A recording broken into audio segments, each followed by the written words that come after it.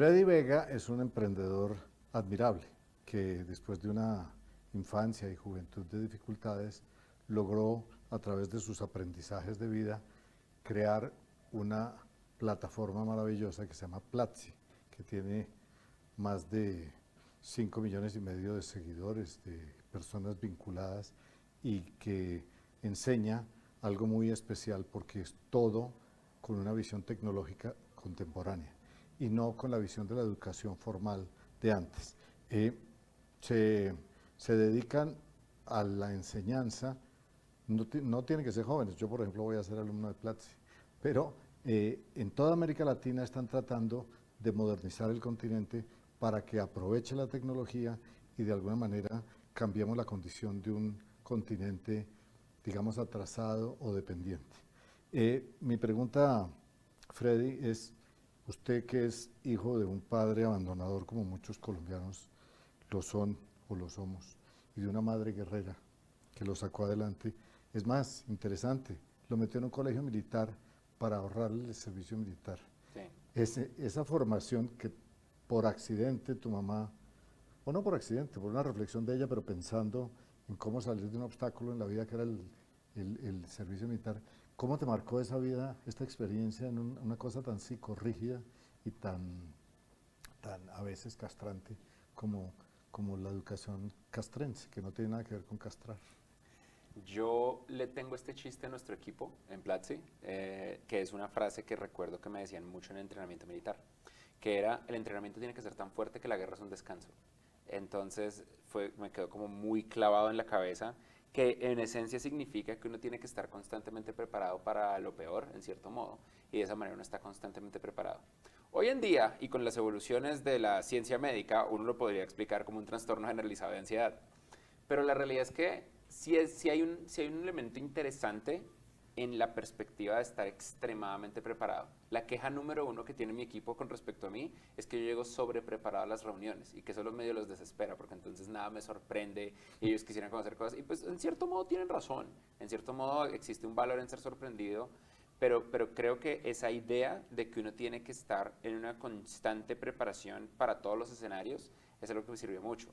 No digo que haya sido todo genial, de hecho en agregado es una época de mucho sufrimiento, porque es entrenamiento militar real en un niño chiquito que se está formando hasta ahora, entonces es como O sea, tú cruel. de vivencia propia sabes lo que esos jovencitos reclutados por la guerrilla viven dentro de esa exigencia, no tan Salvando extrema. masivas proporciones, ¿no? Sí, O sea, sí, claro. yo creo que Lo de ellos es un infierno, claro, lo claro, tuyo era llevadero.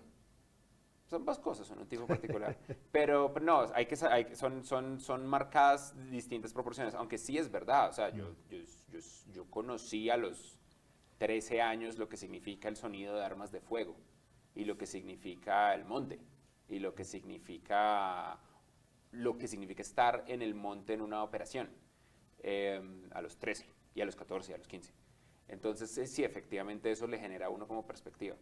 También el hecho de pues, crecer en un entorno militar le genera a uno ciertas cosas con respecto a la forma en la que uno decide lo que significa la amistad, lo que El significa... lanza. Sí, porque pues en los entornos militares, sobre todo en los entornos militares como tradicionales, todo es muy de energía masculina estereotípica. Y eso crea una visión sesgada de cómo realmente es el mundo. Pero también le da a uno una cierta medida de resiliencia, algo que constantemente me pregunto yo creo que una de mis características más importantes es la resiliencia. Ser emprendedor, fundar una compañía, arrancar una empresa, es básicamente suscribirse por más de una década a una inmensa cantidad de dolor y un componente importante de humillación. Eso es lo que es emprender. Y en mi caso particular, con la variante de que yo no tenía otra opción, yo no vengo de una familia de plata, yo no tenía, si esto no funcionaba, mal. Baila. Sí, estoy tratando de usar un lenguaje más rico. Yo más democrático. Muchas gracias. Sí, la democracia es lo más importante, Es cierto. es probablemente lo más importante, Oye, pero ¿por qué humillación? Me llama la atención la palabra. porque uno pone la identidad de lo que uno es en lo que uno quiere crear y luego uno se enfrenta al mercado, que es inmisericordioso. Al mercado le importa un carajo si tú le metiste los últimos 5 o 10 años de tu vida si tú no dormiste por 6 meses seguidos de lunes a domingo construyendo algo, si le pusiste todo el corazón y todo el empeño? Hay una frase que yo escucho todo el tiempo, sobre todo con el ecosistema colombiano de emprendimiento. Uy, es que nos tocó hacer esto con las uñas. Y eso a nadie le importa. A nadie le importa. Todo lo que tú hiciste, no importa. Lo que importa, o sea, como el esfuerzo y el sacrificio que hiciste tiene un valor igual a cero. Yo digo estas cosas y normalmente sale la gente en los comentarios, ay no, pero es que eso es un arrogante, que no sé qué. Pero es que no estoy dando una opinión, estoy describiendo la realidad del mercado. Entonces uno coloca su identidad en esto. Yo soy el CEO de Platzi, yo soy el director de tal. Y Platzi no es mi primera compañía, es la compañía más grande que he creado. Y luego uno va y se enfrenta al mercado y el mercado no le importa. Y sumado a eso, luego, por ejemplo, cuando uno va a levantar capital, los inversionistas son estereotípicamente gente Despiadada. es que no sé si la palabra es despiadada. Hay grandes inversionistas, pero el inversionista promedio está en donde está por pura suerte y cree que no. Y no ha emprendido. Entonces no sabe lo que significa ser emprendedor. Nosotros le iluminamos el camino a una serie de compañías que luego se han vuelto compañías más grandes que nosotros, como por ejemplo Rappi. Entonces nos tocó ser muy pioneros en muchas cosas y nos tocó enfrentarnos a un mercado de inversión de un tipo, eso sí es un tipo de arrogancia muy particular.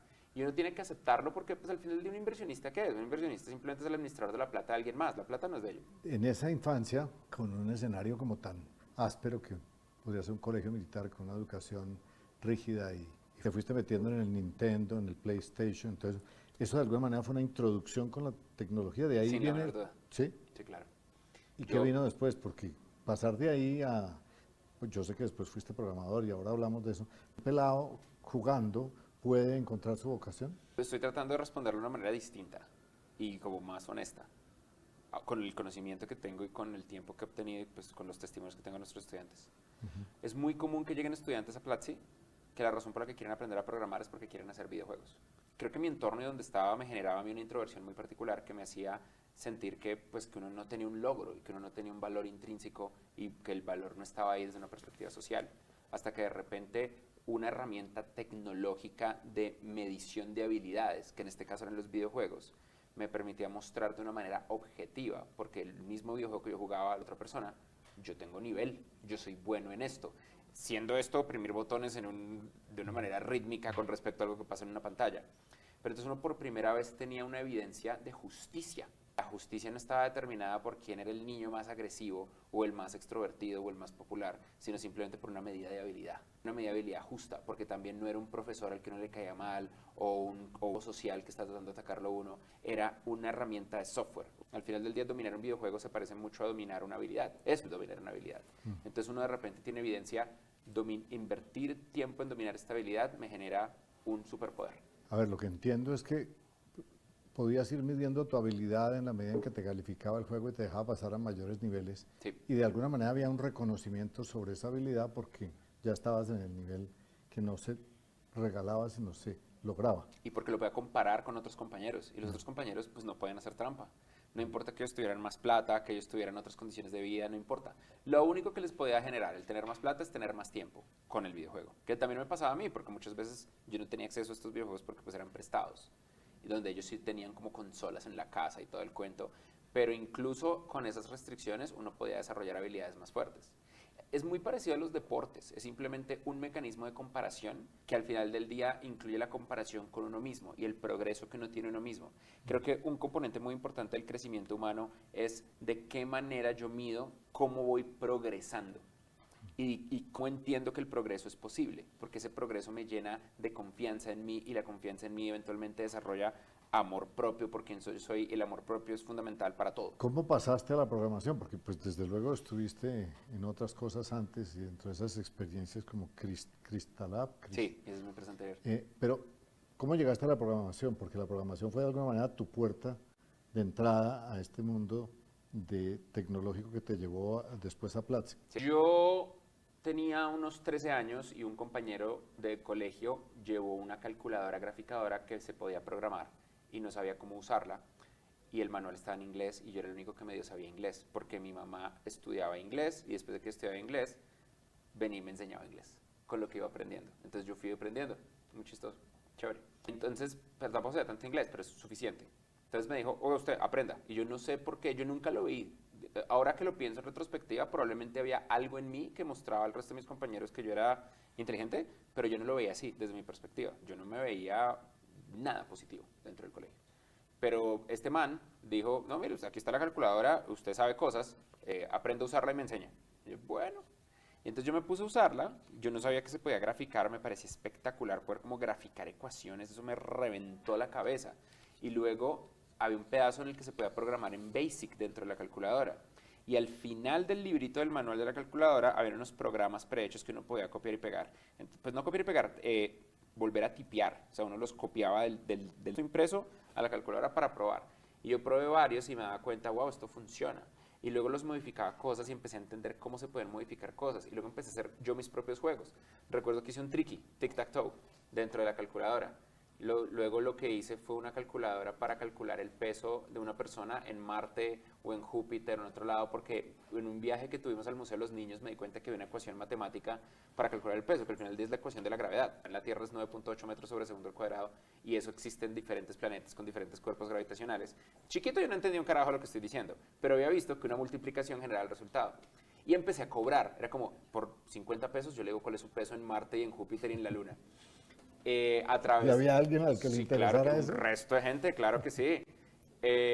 Y ese fue mi primera aproximación a la programación y a la capacidad de hacer dinero con software. Ya, pues. Y bueno, pero pues fuiste programador y creo que estudiabas programación y a cambio de que recibir esa formación le enseñabas a adultos mayores y Sí, fue una evolución sí, todo alrededor de la programación. sí. Esa programación, ¿cómo te llevó a Platzi en el 2011? Pues en 2011 no existía Platzi. En el 2011 yo conocí a mi socio, Christian van der Hens. Christian es un guatemalteco que en el año 97 construyó la primera comunidad de desarrolladores web del mundo en español, maestros del web. Y Christian era mi competidor en una empresa anterior, Crystal Lab, donde nosotros compartíamos. Mi trabajo en Crystal Lab era compartir conocimiento, porque hasta ahora estaba creándose la industria de la tecnología. Entonces todo el mundo iba aprendiendo cosas y yo creé la base central de compartir tutoriales de lo que se iba aprendiendo. Y eso fue Crystal Lab por mucho tiempo con un modelo de negocio basado en publicidad. En la crisis global financiera los modelos de negocio de publicidad colapsan y eso fue más o menos alrededor del 2008, entre el 2010. Sobrevivimos un ratico, pero siguió colapsando. Y luego Cristian como competidor, nosotros hablábamos y empezamos a desarrollar una amistad, hicimos un viaje. Cristian me invitó a un viaje que él tenía por Asia, yo nunca había ido a Asia, entonces dije, bueno. Y en ese viaje a Asia, que fue un viaje como de un mes, hablamos mucho de negocios, de ideas, etcétera, y terminamos ideando cómo hacemos que haya más educación como la que hicimos, pero en escala, y cómo hacemos plata porque nuestras empresas están muriendo. Y nos pusimos a hacer cursos presenciales. Hicimos muchos cursos presenciales en 20 ciudades de 12 países distintos. ¿Cursos de? Inicialmente de marketing digital, que era lo que nosotros tuvimos que aprender para promover nuestras comunidades, y luego de una tecnología emergente en la época, que era la nueva forma de hacer páginas web, llamada HTML5. Y esos cursos fueron muy populares. Creo que educamos a unas 2.500 personas. Y decidimos ahorrar el 100% del dinero que creamos con esos cursos y reinvertirlo en contratar nuestro primer pequeño equipo que desarrolló los fundamentos de la plataforma que eventualmente se volvió Platzi, que inicialmente era básicamente herramientas de educación en escala para los salones de clase donde dábamos esas clases. Nosotros empezamos dando clases para 20, 30 personas y la pregunta que empezamos a hacernos fue, ¿cómo hacemos para hacer, cuál es la clase más grande que podemos dar? Empezamos a investigar de metodologías y, por ejemplo, recuerdo que tuvimos una clase de 50 personas y era como, ya no nos sirve tener laboratorios, no hay laboratorios de 50 computadores. Ah, pero es el año 2010, entonces la gente tiene laptop. A ver, ¿cuánta gente tiene laptop? Y sí, un resto de gente tenía computador portátil. Entonces empezamos a hacer clases de 80 personas. 120 personas, 160 personas. En 160 personas nos empezaba a colapsar el sistema. Era como muy difícil dar una clase magistral para más de 160. Entonces empezamos a crear software que, por ejemplo, cuando el profesor, en este caso yo, cambiaba cosas en su computador, todo el mundo lo veía. Hoy en día esto no es tampoco, casi todo el mundo tiene herramientas de este estilo que se usan de estándar en la industria, pero en la época era muy revolucionario. O herramientas que recolectaran en tiempo real todas las preguntas de los usuarios y que le llegaran al profesor rankeadas. Y esas herramientas nos dimos cuenta, pues, qué pasa si las combinamos con un streaming en vivo. Y así empiezan los primeros streamings, que luego los empezamos a aglomerar en cómo hacemos esto una plataforma que llegue a tener más de solamente un curso, cómo hacemos 10, cómo hacemos 100, cómo tenemos 1000 estudiantes, 10.000, 100.000, 1.000.000. y eso termina convirtiéndose en lo que en enero del 2015 se vuelve Platzi. Y hoy en día son más de 5 billones. Un poco más, ya casi somos 6 Ya. millones de estudiantes. ¿Cómo interactúa la comunidad? Porque pues sí, una clase, vaya y venga, 10 clases, vaya y venga, pero ¿cómo se vuelven miembros de la comunidad y cómo es la interacción entre Platzi, que es lo generado por ustedes, y ellos, que son los consumidores o estudiantes? Son miles de cursos y los cursos tienen decenas de clases. Entonces siempre hay personas en diferentes cursos tomando estas clases. Y cada una de las clases tiene el contenido creado por el profesor y la discusión y contenido creado por los estudiantes. Por ejemplo, una de las ideas que nosotros implementamos hace mucho tiempo es ¿por qué no comparte uno las notas a medida que va aprendiendo? Entonces todas las notas de Platzi son públicas. A medida que tú vas escribiendo tus notas de la clase, tú ves tus notas y las notas de otros compañeros. Y si una nota te gusta, la puedes guardar y el acto de guardar la nota lo que hace es hacer que sea más visible para el resto. Entonces los próximos estudiantes que tomen esa clase van a ver las notas más guardadas, que son las más relevantes. Usamos sistemas de inteligencia artificial donde las clases tienen resúmenes automáticos. Uno le puede preguntar directamente a la clase. Uno ve una clase de algo y dice, yo no entendí esto. Entonces un botón que dice, no entendí. ¿Qué quiso decir con bla, bla, bla? Pum, lo responde en el contexto de la clase y en el contexto de la persona que yo soy, porque Platzi sabe todo de cada individuo. Tenemos todas las semanas sesiones en vivo donde nos reunimos a tener momentos de discusión, donde la gente se conoce entre sí, que son opcionales, pero muchas personas lo hacen. Tenemos eventos especiales, por ejemplo, hemos logrado que tenemos una escuela de startups que anima a nuestros estudiantes a emprender y el día de hoy han habido 42 compañías que facturan más de $1 millón al año en ventas y tenemos 26 compañías que han logrado entrar al fondo de inversión más importante de Silicon Valley, Y Combinator.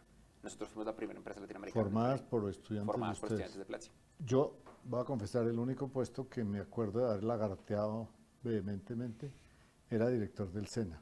¿Por qué? Porque yo creo en los oficios. Y la forma como asimilo el SENA a Platzi es que en el SENA, que fue una filosofía inventada por ahí en los años 50, el señor lo que decía es, usted no necesita profesionales, usted necesita gente que sepa oficios, que sepa volver realidad su conocimiento, pero para poder hacer. Sí.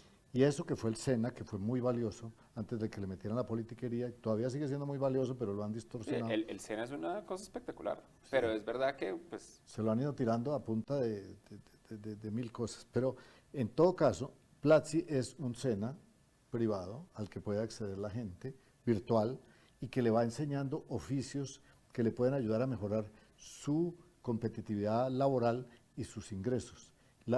¿Esa fue la visión inicial de Platzi o fue resultando así? La visión inicial de Platzi era cómo transformamos a América Latina en una potencia en tecnología.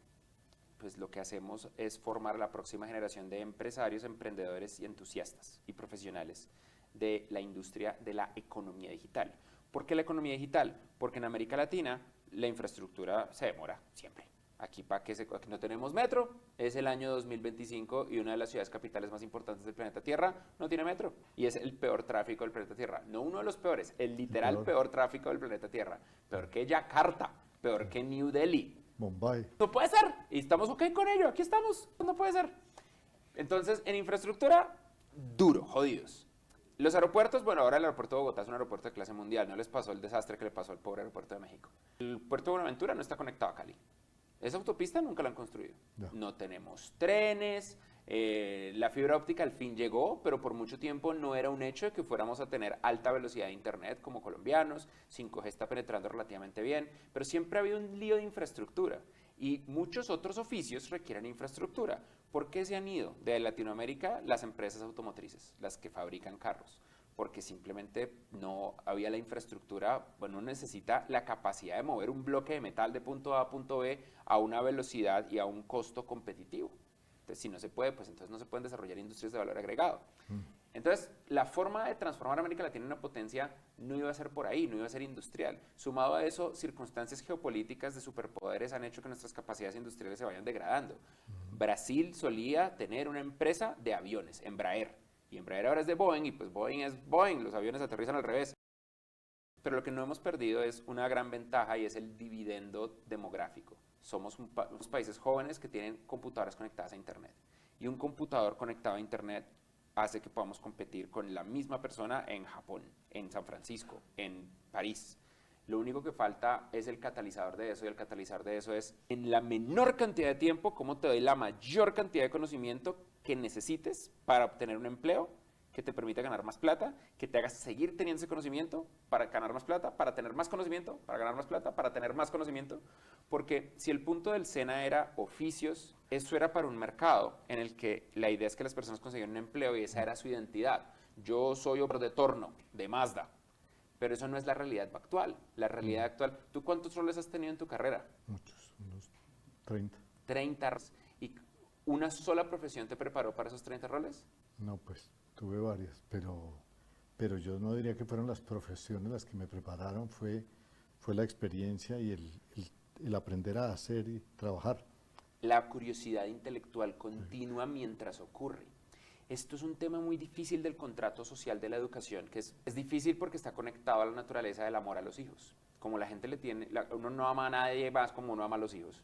Y uno tiene, ese amor lo convierte a uno en un miedo brutal y en una ansiedad gigantesca y en una aversión al riesgo infinita.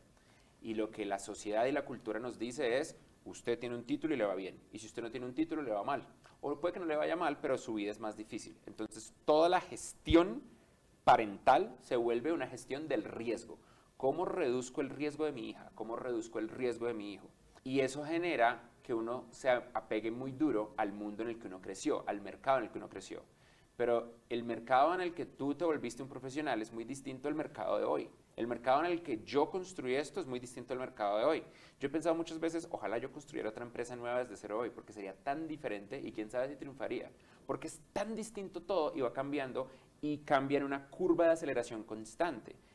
Pero de hecho, hay que reconocer que lo que llamaron, mal llamado estallido social, inició con una protesta de estudiantes universitarios que decían, yo gasté 4 años y salí al desempleo, mis papás se endeudaron y se quebraron para poderme pagar una universidad que no me llevó a nada. Y el nivel de deserción de las universidades formales de hoy es dramático, porque la gente ya no confía en ese esquema. Y eso que ustedes han diseñado le abre unas ventanas a la gente para...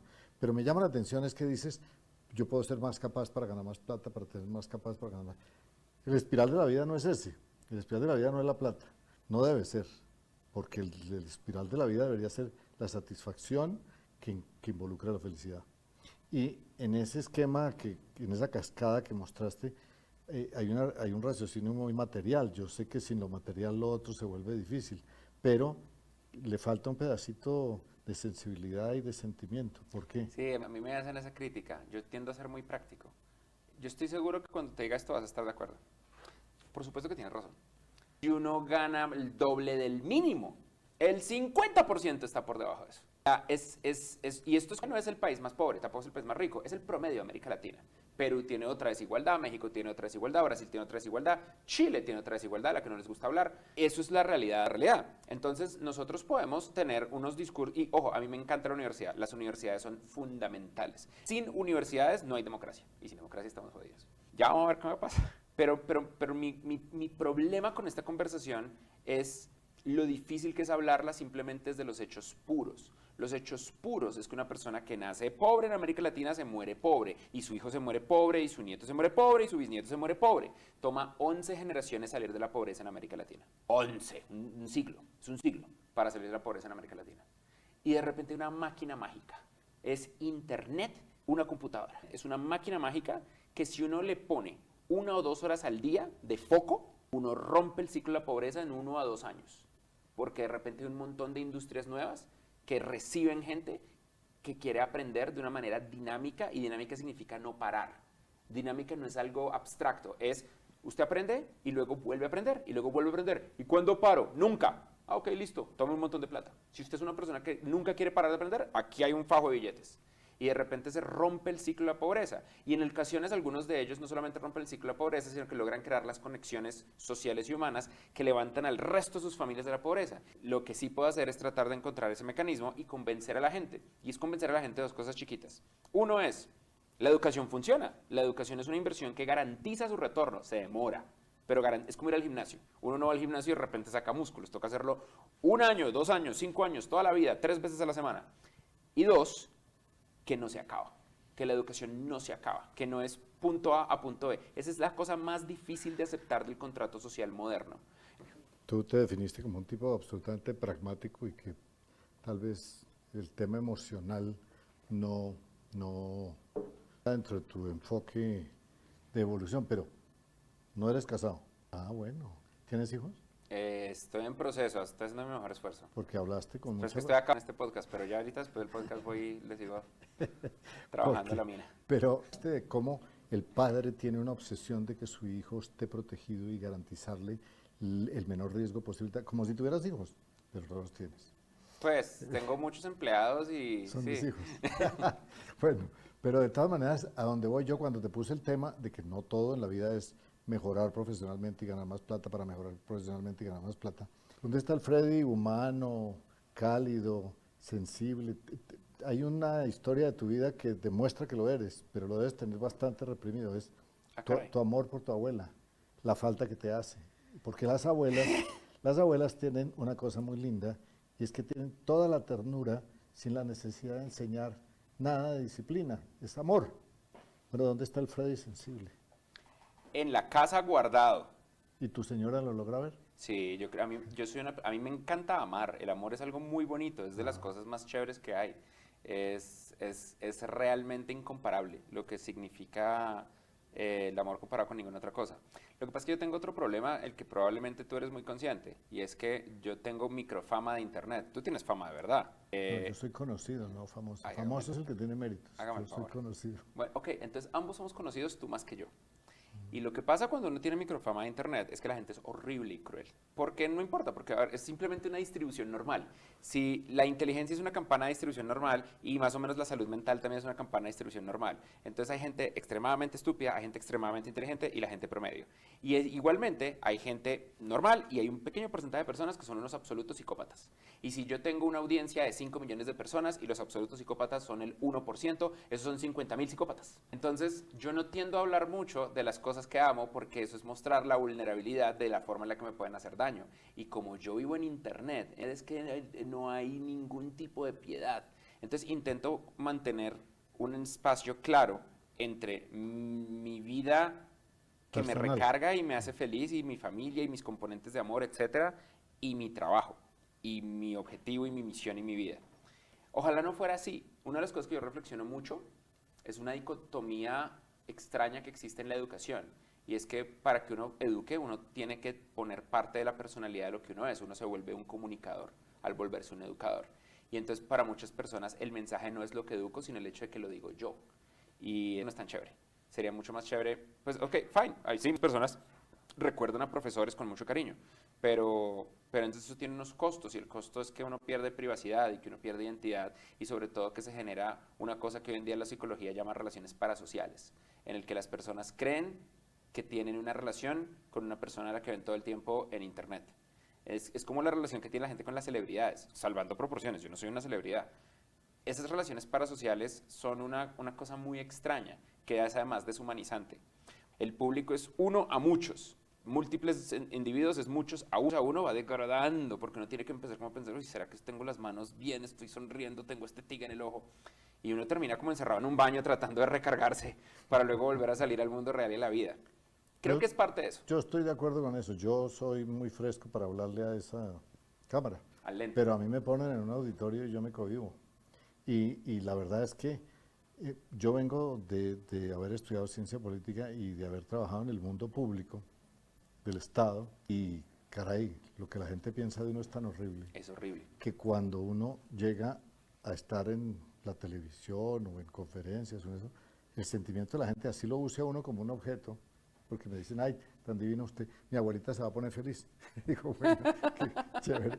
Pero de esa actitud cálida, así sea utilitarista, a la otra, que era un repudio total, yo amo ser objeto para tomarme fotos y que se las lleven a la abuelita, porque me siento feliz de que haya algo de calidez, así sea para otra persona, no importa. Sí. Pero ese escrutinio de redes y eso es horrible. Yo ni miro lo que comentan de mí porque ¿para qué? A nosotros nos toca porque ese es nuestro mecanismo de feedback. Igual tú tienes un punto que quiero aclarar y es, pues a mí me falta madurez. Yo todavía soy muy joven y hay cosas que no he visto. Hay lecciones que honestamente solo el tiempo las enseña. por más libros que uno lea y por más cosas que uno vea, hay ciertas lecciones de la vida que solamente se aprenden viviendo. Hay una vaina que me llamó la atención de la vida. Tú no crees en la muerte. No, O yo sea, sí creo en la la vida muerte. después de la muerte. Sí, no, perdón. no, yo creo fundamentalmente, Bueno, se acaba, negro. y lo cierto es que cuando uno vuelve y sale y empieza a mirar a los lados, pues no es como si fuera la vida después de la muerte, pero sí es vida después de la Sí, posible por muerte. supuesto que sí. Y es toda una experiencia porque es una forma diferente de ver todo. Entonces, no te recomiendo que empieces a estudiar sobre si hay vida o no después de la muerte, pero es que hay misterios que no son absolutamente lógicos.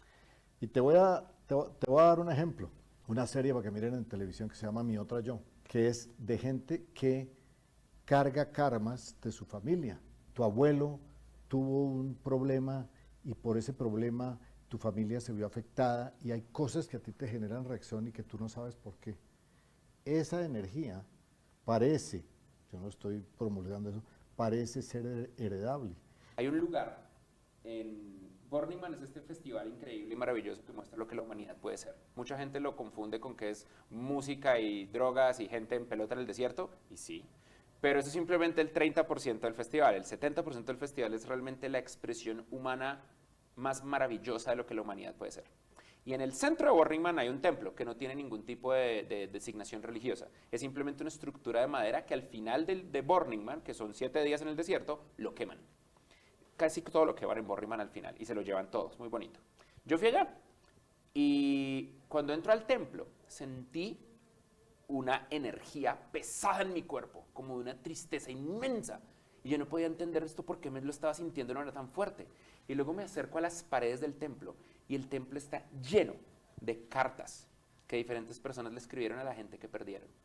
Y me pongo a leer las cartas, porque para eso las ponen, para que uno las lea. Unas historias impresionantes. La carta que más recuerdo es una carta larguísima, como 6 páginas, de una mujer, como en sus 50, creo yo que está la mujer, contando la historia de cómo sus papás abusaron de ella física y sexualmente desde chiquita, y cómo eso la destruyó, cómo eso le impidió entender el significado del amor, cómo eso le impidió conectar con alguien en la vida, cómo le arruinó la vida, cómo la puso en una situación de salud mental terrible. Y la carta termina diciendo, no hay día que no agradezca que ustedes estén muertos y no hay día que no los extrañe. Y es como la espiritualidad, la lección de espiritualidad que me quedó es que cuando la gente muere, sigue viviendo por tanto tiempo como personas cuyas vidas fueron tocadas por esa persona existan. Y como las ideas que estas personas crearon sigan dando vueltas. Por eso es que uno no escribe para uno, uno escribe para los billones de personas que vienen delante de uno. Y por eso cuando uno tiene hijos, o ni siquiera cuando uno tiene hijos, cuando uno ayuda a una persona, cuando uno toca la vida de otra persona y esa persona mejora y estas otras personas mejoran a otras personas, pues tiene impacto. Yo le contaba en nuestro retiro de compañía al equipo, en el contexto de mi abuelita, que una de las cosas que yo recuerdo, que yo pienso mucho es, todas las personas a las que Platzi ha podido ayudar, esas cosas son posibles porque mi abuelita existió. Y ante una ausencia, ella suplió esa ausencia con una inmensa cantidad de amor para que mi hermano y yo existiéramos. Y es derivado de esa lección de amor, porque uno típicamente aprende el lenguaje de amor de sus papás y de sus abuelos, que genera, que existe lo que nosotros creamos hoy, que luego crea otras personas. Y yo existo también porque no millones, pero probablemente cientos de miles de individuos de mi línea genética de Homo sapiens sapiens ininterrumpidamente existieron. Pero bueno, ese es otro tema. Para terminar, que es una lástima porque es un entrevistado maravilloso. Muchas gracias. No, además con esa tiene unas dificultades de expresión muy grandes que lo dejan a uno quedarse callado todo el tiempo. Habla de una cosa que me llama en todo ese mundo digital que él enseña y transmite, que es la crisis de atención. Sí. Y después habla de una adicción digital. Sí. Entonces quisiera que ya para cerrar hables de eso, porque normalmente cuando uno está con un hijo, con un nieto, con la novia, le dice, ya, no más. Y porque usted con la vaina, el Instagram, el TikTok, es desesperante. Entonces, ¿por qué no hablas de esa crisis de atención y adicción digital? Para mí la evidencia más grande de que esto es un problema es que los ejecutivos, empresarios y fundadores de las empresas de tecnología más importantes del planeta Tierra, que construyen los teléfonos y aplicaciones para teléfonos, le prohíben usar teléfonos a sus hijos. Es como uno debería agarrar una pista de ahí, ¿no? Hay diferentes mecanismos de generación de adicción, hay mecanismos químicos y hay mecanismos de hábito. y nuestros teléfonos, lo que son al final del día, son una herramienta que usa supercomputadoras e inteligencia artificial masiva para capturar nuestra capacidad de atención, nuestro ciclo de dopamina y volvernos hiperadictos a una pantalla. Lo que en esencia es lo que pasa cuando uno abre TikTok o cuando uno abre Instagram, es que los servidores de TikTok en China o los servidores de Instagram en Estados Unidos tienen un modelo neuronal individual por cada persona del planeta Tierra de nuestras mentes. Y en ese modelo tienen nuestros gustos, incluyendo lo que ni siquiera sabemos que nos gusta y lo que no le admitimos a nadie que nos gusta. Y esos gustos los construyeron a partir del comportamiento que hemos tenido en esta serie de plataformas. Y con ese comportamiento construyeron un algoritmo de recomendación que me muestra, la optimización es muy simple. ¿Cuál es el video que le puedo mostrar a esta persona que tiene la mayor probabilidad de que siga viendo el video por la mayor cantidad de segundos? Y un mecanismo de refuerzo. Y si no le gusta, solamente tiene que gastar las calorías necesarias para mover el dedo de abajo hacia arriba. Es una cantidad mínima de gasto calórico. Y eso terminó siendo increíblemente bueno y en esencia es crack digital, regulado al que exponemos a los seres humanos en su etapa más vulnerable, que es en el proceso de desarrollo de sus mentes. Entonces, por ejemplo, hoy en día nosotros sabemos que cuando una persona menor de 21 años consume marihuana, frena la neuroplasticidad de sus mentes. No inmediatamente, es una curva, pero la empieza a afectar. Entonces el consumo de marihuana previo a los 21 años es extremadamente nocivo. Y hace 2 semanas salió un paper muy, no es controversial, pero fue muy sonado. Un nuevo estudio que mostró que las personas que consumen más de 1000 veces marihuana en la vida, sin importar la edad, pierden memoria temporal. Pierden su capacidad de memoria temporal. Y eso les dura por más de 10 años. Y no hay nada que hacer, esperar. Y probablemente joderse o recablear la mente. Y eso hasta ahora lo estamos descubriendo. La razón por la que lo menciono es porque por muchos años, sobre todo a medida que hemos ido proponiendo en diferentes lugares del mundo legalizar la marihuana, y yo creo que es una buena idea legalizarla, parte de lo que esgrimíamos como evidencia es, no, mire, esto no es tan dañino. Y pues en esencia no es tan dañino, pero pues hay que entender hasta dónde son los límites. Es como el alcohol. El alcohol es salvajemente dañino. El alcohol es una cosa terrible. El alcohol es, la forma en la que el alcohol funciona es que lo envenena a uno. Eso es la forma en la que funciona. Y lo envejece a uno más rápido y todo mal, todo mal. En ocasiones, la inmensa mayoría de drogas psicoactivas que existen en el mercado son menos dañinas que el alcohol. Y la gente cree que no, pues porque lo venden en todo lado, debe ser por alguna razón, ¿no? La única razón es que fue un lobby efectivo y porque históricamente la humanidad siempre ha crecido con alcohol y porque nos ayuda mucho en el inicio de nuestra vida romántica. Las drogas digitales, TikTok, Instagram, redes sociales, pues no tienen papers, no tienen estudios de este estilo. Lo que tenemos son proxies y uno de los proxies más duros es que todos los grados son igualitos. Año 2007, año 2014. El 2007 es la llegada del iPhone y el 2014 es la explosión de redes sociales. Sobre todo redes sociales algorítmicas de scroll, como TikTok o Instagram. Y uno ve el gráfico y el gráfico es caída en la comprensión de lectura, caída en matemáticas, caída en ciencia, explosión de ansiedad, explosión de depresión dura, de la que es una enfermedad mortal, reducción de la intimidad en todos los cohorts, pero sobre todo en los cohorts más jóvenes de personas, reducción de las relaciones humanas. Hoy en día vivimos, el embarazo adolescente ya casi no es un problema, solamente es un problema en el caso de abuso, pero pues eso es un problema criminal, maldita sea.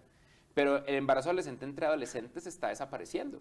Y en cambio lo que está pasando es que la tasa de fertilidad en todo el planeta Tierra está cayendo, en todos los cohorts. Hay países que directamente se van a acabar. Es normal en Japón y en Corea tener 30 años y ser virgen. Es normal en América Latina tener 21 años y ser virgen. Eso no era normal. Y cada vez es más y más. Y al mismo tiempo también estamos teniendo una brecha política por género, que nunca había pasado y está pasando en todos los países. Los hombres están yendo a la ultraderecha. Muy, muy, muy fuerte. Y también se están radicalizando. Muy, muy, muy, muy, muy fuerte. Y sobre todo entre más jóvenes, más radicalización y menos contacto. Y todo es más difícil. Y todo al final del día se vuelve, esto no es una conspiración de una serie de personas con un brandy por allá en algún lugar. En algunos casos sí lo es, pero es principalmente un fenómeno emergente de algo que no estudiamos y es el segundo impacto de la humanidad con una inteligencia artificial no alineada. El primer impacto de la humanidad con una inteligencia artificial fue Google. Uno tenía una cajita, uno escribía cosas y resultados. Increíble. Inteligencia artificial alineada con intereses humanos. ¿Y qué creó Google? Una explosión de productividad, una explosión de curiosidad. Creó que sean posibles cosas como la Wikipedia, como los foros de Internet, como toda la era dorada de Internet. Impacto de la humanidad con la inteligencia artificial número 2, redes sociales. Y eso está una desalineación brutal. Es un hecho. Nosotros sabemos incontrovertiblemente que el uso de Instagram está directamente correlacionado con las enfermedades de salud mental, sobre todo en niñas, mujeres y adolescentes. Porque esto es peor que cuando las fotos photoshopeadas de las revistas de modelos, es mucho peor. Y es una inteligencia artificial desalineada, no está alineada a los intereses humanos, sino está alineada a la captura de atención. Y ahora tenemos nuestro tercer choque con una inteligencia artificial, que es los grandes modelos de lenguaje. Y nuestro trabajo es correr a toda para que esto sea un proceso alineado y no desalineado de la humanidad. Y ahí vamos. Yo soy optimista, por si acaso, muy optimista. Yo creo que vamos a estar bien. Pero este país de reglamentar la inteligencia artificial, ¿tiene sentido? No. Y entonces ese peligro que estás contando, ¿cómo controlarlo? Si la educación formal ya no está teniendo impacto. Ok, este es quizás lo último que puedo agregar y creo que nunca lo había visto así. Acabo de conectar dos hilos. ¿Tú te acuerdas del crack? ¿Te acuerdas que en los 90s y inicios del 2000 el crack era una epidemia, era lo peor del mundo? Mostraban que Los Ángeles se acabó por culpa del crack y todo el cuento. ¿Qué pasó con el crack? Ya no hablamos de crack. Luego hablamos de metanfetaminas y de heroína. Y ahora lo que está de moda es el fentanilo. Y el fentanil ya no es el fentanil es San Francisco. ¿Por qué? Yo me puse a leer por qué. Porque la educación funciona. Las campañas educativas de salud funcionan mejor que la regulación, funcionan mejor que la prohibición. Lo que pasó fue que empezamos a educar a todos los niños del mundo en crack. El crack es una realidad y nosotros no podemos controlar que a usted le llegue crack, pero cuando le llegue el crack, mire lo que pasa cuando la gente consume crack. Luego llegó las metanfetaminas, mire lo que pasa cuando salga el med. Breaking Bad, la serie de televisión famosa, redujo el uso de metanfetaminas en Estados Unidos, porque de repente la gente vio qué es lo que era el med. El fentanil es nuevo, porque el fentanil es muy cruel, el fentanil es re barato, la dosis mínima para volverse adicto es infinitesimalmente chiquita y el impacto es gigante. Uno hace fentanil una vez y se fue al hueco, se fue al abismo. Esa vaina es demasiado poderosa y eso es como parte del problema. Pero nosotros hemos logrado reducir a través de campañas de salud, este consumo. Y con las redes sociales está pasando algo parecido. Resulta que los niños más jóvenes ven cosas como TikTok o como Instagram como algo de gente vieja. Y eso ya pasó. Facebook es de gente vieja. Nadie usa Facebook. Yo no uso Facebook. Facebook es de señora. Subir fotos a Instagram empieza a ser de señor. La gente está dejando de usar Instagram. ¿Quién sabe qué viene después, no? Pero la educación funciona. Y eso es parte de lo que creo que vale la pena mencionar. Obviamente hay que regular cosas. No soy como libertario loco, no regulemos nada porque yo soy consciente de que lo que pasaba antes era que los ríos estaban sucios y estábamos envenenados de plomo en el aire. Hay cosas de regulación que son fundamentales e importantes. Pero lo que más funciona y lo que más escala es la educación. Y si uno lo piensa de verdad, el lugar donde nacen las naciones, donde nace la democracia, donde nace el patriotismo y el concepto de país, es en el colegio, es en el salón de clases. Pero si la educación está cambiando, ya qué tristeza tener que acabar, pero si la educación está cambiando y la efectividad de la educación como la que ustedes enseñan digitalmente en estas plataformas como Platzi, es la efectiva o la que se considera más efectiva para sacar a esta región del atraso y del llamémoslo, de la ignorancia. Pero sirve es para mejorar tus capacidades, ganar más plata y mejorar tus capacidades. ¿Hay la esperanza de que haya una educación digital que le enseñe a los jóvenes y a los niños y a los que vienen cómo vivir en una sociedad sana, saliendo de todas esas crisis de atención, de esas drogadicción, o no drogadicción, sino esa adicción y de todo eso? Porque ustedes están preparando a la gente para que le vaya mejor económicamente, pero resulta que los seres humanos necesitan un tipo de educación muy valiosa, digital, igual de influyente, que les ayude a ser mejores personas. ¿Eso viene? ¿Quién sería el responsable de eso? Lo voy a conectar con lo de ateo, ¿listo? Hay dos cosas que me dicen, yo más que en cuanto a que muéstrame si esto es verdad y pues, si es verdad y si es replicable, escalémoslo. Y nadie responde a esta pregunta, nadie, se indignan. La respuesta, ¿usted cómo mide? El trabajo de la universidad es enseñarle a pensar, uno aprende a pensar en la universidad, ¿cómo lo mide? Y se indignan. Las mejores personas no. Por ejemplo, yo he hablado mucho con Raquel, la rectora de la Universidad de los Andes. Ella es excelente y ella entiende claramente las diferentes dimensiones y que estas cosas son como más frases académicas, pero esto no es verdad. enseñarle a pensar. No, probablemente la universidad es un mecanismo muy efectivo, sobre todo construido en una época previa a la distribución en escala de la tecnología que permitía reunir a personas alrededor de unos elementos. La universidad es importante, no estoy diciendo que no lo sea, pero esta vaina de que sea infalible y que sea imposible de criticarla, eso es un problema. La universidad, su trabajo no es enseñar a pensar, eso es una excusa, eso es mentira. La universidad tiene otros trabajos y otros mecanismos específicos. El otro mito es el de que la única forma de tener moral es con religión. Como no, pero es que si usted es ateo, entonces usted dónde va a sacar lo que es bueno y lo que es malo. ¿Usted cómo va a saber? Y cuando uno va a ver, los países ateos tienden a tener comportamientos más morales que los países más religiosos. Y en general, a mayor fundamentalismo religioso, menor moralidad, tanto en el fundamentalismo cristiano, judío o islámico. O incluso budista. Los budistas extremos ponen bombas. Y es budista es la cosa más pacífica del mundo. Donde los países mucho más ateos o escépticos, o la otra cosa que ustedes dicen que no es ateo, pero que es como más suavecita. Tiene un nombre. Agnósticos. Los países más agnósticos, eufemismos, tienen menores índices de criminalidad, menores índices de crímenes de género. Pero no me ha contestado. Menores, ¿Quién se va a encargar de influir en la sociedad para que haya una convivencia sana? Todo esto es contexto de que supuestamente la religión se encarga de regular esto, supuestamente la universidad se encarga de regular esto, pero cuando uno va a mirar en la práctica, somos muy buenos autorregulándonos, mientras existe una medida de confianza, educación y libertad. Eso es lo que en la práctica termina ocurriendo. Yo no sé si tengo la respuesta. Lo que más quería es fundamentar las bases de que es posible ante la ausencia de una institución que lo regule. Yo creo mucho en la institucionalidad, porque la institucionalidad es la distribución de la calidad de vida en escala, aunque eso también es la ingeniería. Yo creo que fundamentalmente creo en la humanidad. Los humanos llevamos 80 años con la capacidad de destruir el planeta Tierra. Tenemos 80 años desde que somos capaces de crear una bola de fuego con el calor del centro del Sol y suficientes de estas para acabar con la atmósfera. Y por 80 años no lo hemos hecho. Y tenemos guerras y tenemos otras vainas y aquí estamos. ¿La esperanza cuál es? Mi esperanza es darme cuenta de que eso ha sido verdad hasta ahora y que las generaciones aprenden. Así como Facebook dejó de estar de moda y como está empezando a dejar de estar de moda TikTok e Instagram, así como ahora tenemos inteligencia artificial, yo creo esto, como son menos niños le estamos dando más recursos porque la tasa de fertilidad bajó. Esta va a ser la mejor generación de niños de la historia porque ellos van a ser educados por herramientas que no los juzgan respecto a sus preguntas. La inteligencia artificial generativa moderna es un milagro. Es un milagro, es realmente la expresión matemática de nuestra inteligencia, es hacerle ingeniería inversa a la evolución del cerebro. Y vamos a empezar a ver de manera constante, periódica y rutinaria niños de 10, 11, 12 años graduándose del colegio, entrando a la universidad, teniendo 10.000 tipos de carrera, porque simplemente es un camino más efectivo. La educación se va a volver hiperpersonalizada e hiperefectiva e hiperdemocrática. Falta ver cómo los gobiernos van a reaccionar a esto, porque eso es peligroso, que la gente piense por sí sola es peligroso para ciertos tipos de gobierno donde la máxima es la optimización del poder. En general la máxima es la optimización del poder. Pero eso me da mucha esperanza, porque los humanos somos mucho más capaces. Bueno. Y en este momento al fin tenemos la herramienta para lograr una escala. Voy a terminar con una frase que a usted no debe parecer chévere, que es Dios lo oiga.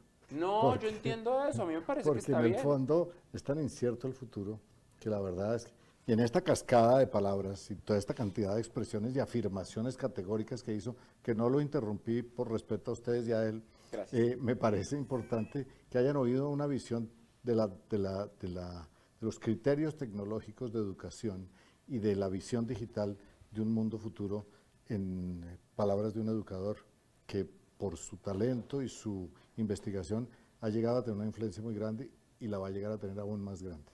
Entonces, muchísimas gracias por habernos acompañado y a ustedes por estar con nosotros. Pablo, un honor, un verdadero honor. Gracias. Para mí también.